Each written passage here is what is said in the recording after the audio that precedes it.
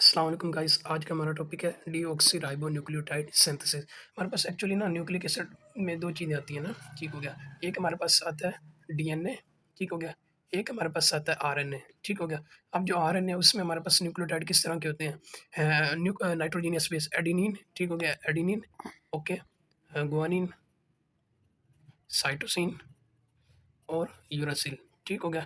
और जो हमारे पास न्यूक्लियोटाइड्स होंगे वो हमारे पास क्या होंगे? एटीपी हो गया, जीटीपी हो गया, ठीक हो गया, सीटीपी हो गया और यूटीपी हो गया। बट अगर डीएनए की बात की जाए तो इसमें हमारे पास सेम ही होंगे, बट इनके साथ हमारे पास जो डीऑक्सी लगा होगा। तो क्या होगा? डीऑक्सी एडेनिन, ठीक हो गया। इसी तरह deoxy guanine, deoxy cytosine, deoxy uracil. तो जब हम इनके न्यूक्लियोटाइड की बात करेंगे तो वो क्या होंगे? डीएटीपी, डी साइट जीटीपी, ठीक हो गया। तो डीसीटीपी और यूरासिल की जगह हमारे पास क्या होगा? थायामीन होगा। तो डीटीटीपी यानी डीऑक्सी थाइमिडीन ट्राइफॉस्फेट, ओके हो गया। अब हमने एक्चुअली करना क्या है कि जी हमारे पास जो राइबोन्यूक्लियोटाइड्स मतलब ऐसे न्यूक्लियोटाइड्स जो हमारे पास आरएनए बनाते हैं, वो हमारे पास क्या होते हैं? राइबोन्यूक्लियोटाइड्स, ठीक हो गया। और जो डीएनए बनाते हैं उनको क्या कहते हैं? हमारे पास डीऑक्सी राइबोन्यूक्लियोटाइड्स। हमने राइबोन्यूक्लियोटाइड से डीऑक्सी राइबोन्यूक्लियोटाइड्स बनाना है, ठीक हो गया। मतलब हमारे पास अब न्यूक्लियोटाइड और न्यूक्लियोसाइड में क्या फ़र्क होता है? जो न्यूक्लियोसाइड होता है प्लस न्यूक्लियोसाइड प्लस फ़ॉस्फ़ेट, ये हमारे पास मिलके क्या बनाता है? न्यूक्लियोटाइड बनाता है, ठीक हो गया। हमने एक्चुअली देखा न्यूक्लियोटाइड में 3 चीज़ें होती हैं, एक होता है नाइट्रोजनियस बेस, ठीक हो गया, दूसरा फ़ॉस्फ़ेट, ठीक हो गया, और जो तीसरी चीज़ हमारे पास होती है, वो हमारे पास राइबोज़ शुगर होती है, ठीक हो गया। अगर हमारे पास क्या हो जी एक राइबोज़ शुगर हो और एक नाइट्रोजनियस बेस हो, तो हम उसको क्या बोलते हैं? न्यूक्लियोसाइड। तो उसमें हमारे पास क्या आ जाती है? पेंटोस शुगर यानी राइबोज़ शुगर, ठीक होगा। और दूसरी हमारे पास क्या है? Nitrogenous base. इन दोनों के कॉम्बिनेशन को न्यूक्लियोसाइड कहते हैं। और अगर ये फ़ॉस्फ़ेट के साथ ऐड हो तो उसे हम क्या बोलते हैं? न्यूक्लियोटाइड, ठीक हो गया। तो ये राइबोन्यूक्लियोसाइड डाइफ़ॉस्फ़ेट है। तो फ़ॉस्फ़ेट को हमने अलग करके लिखा है, तो इसलिए हम इसे यहाँ पे न्यूक्लियोसाइड लिख रहे हैं, न्यूक्लियोटाइड नहीं लिख रहे हैं। तो ओवरऑल तो ये हमारे पास क्या है? एक राइबोन्यूक्लियोटाइड ही है। इसका अल्टरनेटिव नाम क्या होगा? राइबोन्यूक्लियोटाइड, और इसका अल्टरनेटिव नाम डीऑक्सीराइबोन्यूक्लियोटाइड। तो सिंपली हमने क्या करना है, बुक से मैं आपको दिखा देता हूँ। ये हमारे पास राइबोन्यूक्लियोटाइड है, ये डीऑक्सीराइबोन्यूक्लियोटाइड है। ये हमारे पास जो कार्बन नंबर 2 है, इसमें हमारे पास क्या होता है कि हाइड्रॉक्सिल ग्रुप जो हमारे पास वो रिप्लेस हो जाता है हाइड्रोजन एटम से, ठीक हो गया। हमारे पास ऑक्सीजन सिर्फ रिमूव हुआ है।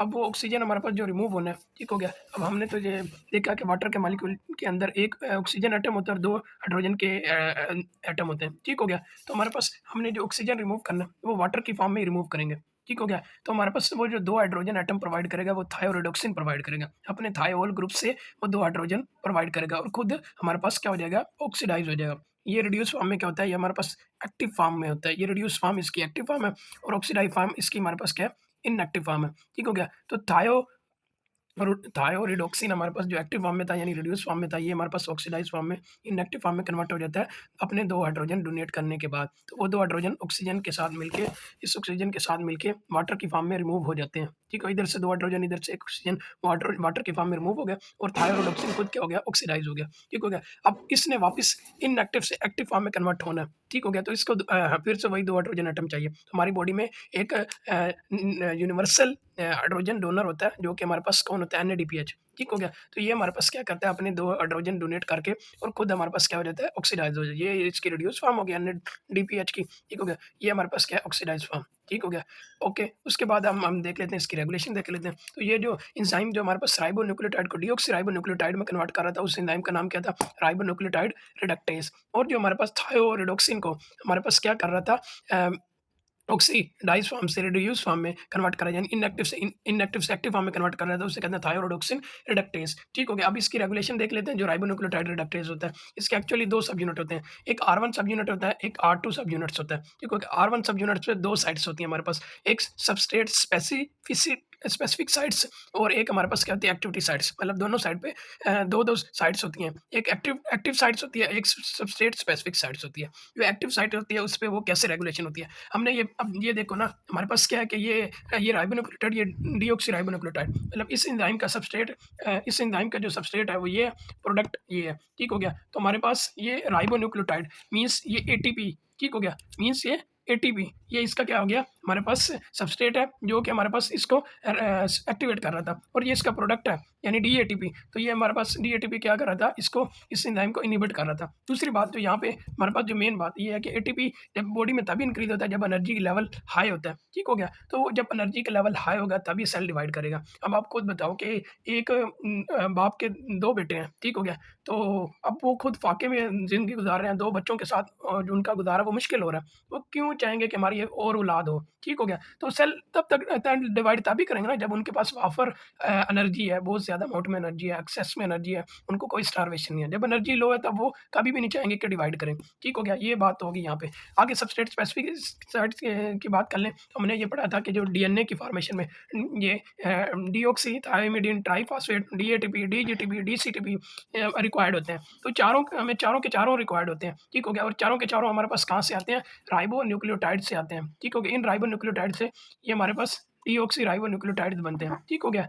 तो अब चारों के चारों हमारे पास एसेंशियल है। मान लो अगर किसी एक की एक्सेस अमाउंट हो जाती है, किसी एक की एक्सेस अमाउंट लाइक उन्होंने कहा कि डीऑक्सीथाइमिडीन ट्राइफॉस्फेट अगर ये एक्सेस अमाउंट में होता है, तो ये हमारे पास सबस्ट्रेट स्पेसिफिक साइट पे बाइंड करता है और क्या करता है कि इसकी राइबोन्यूक्लियोटाइड रिडक्टेज की अंदर ऐसे कन्फॉर्मेशनल चेंज करता है, जिसकी वजह से ये जो रिमेनिंग राइबोन्यूक्लियोटाइड्स होते हैं, इनकी जो डीऑक्सी राइबोन्यूक्लियोटाइड्स में चेंज नहीं हुए होते इतनी कि नॉर्मल अमाउंट हमारे पास मौजूद हो, तो वो हमारे पास क्या करते हैं कि जो रिमेनिंग राइबोन्यूक्लियोटाइड्स हैं, जो अभी डीऑक्सी राइबोन्यूक्लियोटाइड्स में इतने कन्वर्ट नहीं हुए, तो उनको कन्वर्ट कर देते हैं। ठीक हो गया? तो ये हमारे पास लिखा है कि डी टीटीपी की बाइंडिंग से हमारे पास जीडीपी डीजीडीपी में कन्वर्ट हो जाता है। ठीक हो गया? तो यहाँ तक था हमारा डीऑक्सी राइबोन्यूक्लियोटाइड सिंथेसिस। एक क्लिनिकल हमारे पास और है, जो हमारे पास बुक के एंड में लिखा हुआ है, वो लिखा हुआ है हाइड्रोक्सी यूरिया का। किसका? हाइड्रोक्सी यूरिया का। ठीक हो गया? हाइड्रोक्सी यूरिया हमारे पास एक्चुअली क्या करता है, हाइड्रोक्सी यूरिया जो राइबोन्यूक्लियोटाइड रिडक्टेज की हमने बात की, इसके अंदर जो R2 सब यूनिट है, उस R2 सब यूनिट के अंदर एक हमारे पास चीज़ होती है टायरोसाइल रेज़िड्यू, ठीक हो गया? जिसे टायरोसाइल रेज़िड्यू टायरोसाइल रेज़िड्यू जो कि हमारे पास क्या प्रोड्यूस करता है, फ्री रेडिकल, ठीक हो गया? वो जो फ्री रेडिकल होता है, वो एक किस्म की लाइक है, वो हमारे पास एक स्पार्क का काम करता है। ठीक हो गया? वो एक स्पार्क का काम करता है किस एंजाइम के लिए? इस राइबोन्यूक्लियोटाइड रिडक्टेज के लिए। मीन्स कि अगर वो फ्री रेडिकल हमारे पास मौजूद फ्री रेडिकल हमारे पास एक्टिव फॉर्म में मौजूद नहीं होगा, ठीक हो गया? या फ्री रेडिकल की एक्टिविटी नहीं होगी, तो हमारे पास क्या होगा कि राइबोन्यूक्लियोटाइड रिडक्टेज एंजाइम की एक्टिविटी परफॉर्म नहीं होगी। तो हमारे पास हाइड्रोक्सी यूरिया क्या करता है, R2 सब यूनिट में जो हमारे पास टायरोसाइल रेज़िड्यू होता है, इसके टायरोसाइल रेज़िड्यू होता है, इसके अंदर हमारे पास जो फ्री रेडिकल है, उसको ये हमारे पास क्या कर देता है, इनएक्टिव कर देता है। जब इनएक्टिव कर दिया, तो वो मीन्स कि वो स्पार्क क्या होगी, खत्म होगी और जो एक्टिविटी है ना, वो डिक्रीज़ हो जाती है। ठीक हो गया? तो ये हमारे पास 2 चीज़ों में यूज़ होता है, जो हाइड्रोक्सी यूरिया 2 ड्रग्स के तौर पर 2 चीज़ों के ट्रीटमेंट के लिए यूज़ होता है। एक कैंसर के ट्रीटमेंट के लिए, दूसरा सिकल सेल एनीमिया में यूज़ होता है। ठीक हो गया? अब ये हमारे पास क्या होता है कि जी कैंसर में कैसे यूज़ होता है? कैंसर में इसका यूज़ होता है एंटी न्यूप्लास्टिक। क्या? Anti neoplastic. ठीक हो गया? अब श्योरली अगर ये हमारे पास हाइड्रोक्सी यूरिया क्या कर रहा है, अगर राइबोन्यूक्लियोटाइड की एक्टिविटी को कम कर रहा है, राइबोन्यूक्लियोटाइड रिडक्टेज, ठीक हो गया? इसकी एक्टिविटी को वो कम कर रहा है, तो हमारे पास श्योरली जो हमारे पास हमने देखा था, जो राइबोन्यूक्लियोटाइड्स हैं, उनका कन्वर्जन हो रहा था डीऑक्सी राइबोन्यूक्लियोटाइड्स में। वो वाला कन्वर्जन हमारे पास ये राइबोन्यूक्लियोटाइड रिडक्टेज करवा रहा था, वो कन्वर्जन नहीं होगा, तो हमारे पास ये डीऑक्सी राइबोन्यूक्लियोटाइड्स का जो फॉर्मेशन है वो कम हो जाएगा, जिससे हमारे पास क्या होगा, डीएनए की जो फॉर्मेशन है वो नहीं होगी। ठीक हो गया? क्योंकि डीएनए में की फॉर्मेशन में ये सबस्ट्रेट के तौर पे एक्ट करते हैं। जब डीएनए की फॉर्मेशन नहीं होगी, तो सेल डिवाइड नहीं करेगा, तो इसीलिए जो कैंसरस सेल्स हैं, ठीक हो गया, वो कैंसरस सेल्स हमारे पास आगे प्रोलिफरेट नहीं कर पाएँगे। तो ये क्या एंटी न्यूप्लास्टिक के तौर पे एक्ट करता है। ठीक हो गया? दूसरा हमारे पास सिकल सेल एनीमिया की बात की जाए, सिकल सेल एनीमिया में ये हमारे पास ये वाला मैकेनिज़्म के थ्रू एक्ट नहीं करता। सिकल सेल एनीमिया के केस में ये क्या करता है, हाइड्रोक्सी यूरिया हीमोग्लोबिन फीटल, ये जो फीटल हीमोग्लोबिन होता है, इसकी फॉर्मेशन बढ़ा देता है। ठीक हो गया? अब जो फीटल हीमोग्लोबिन होता है, वो हमारे पास आपको पता है कि उसकी जो ऑक्सीजन कैरिंग कैपेसिटी होती है वो ज़्यादा होती है, तो वो क्या कहते हैं, क्लॉग नहीं होता। ठीक हो गया? तो वो जब क्लॉग नहीं होगा और इसकी कैरिंग कैपेसिटी भी ज़्यादा है, तो वो एनीमिया को ट्रीट कर देगा।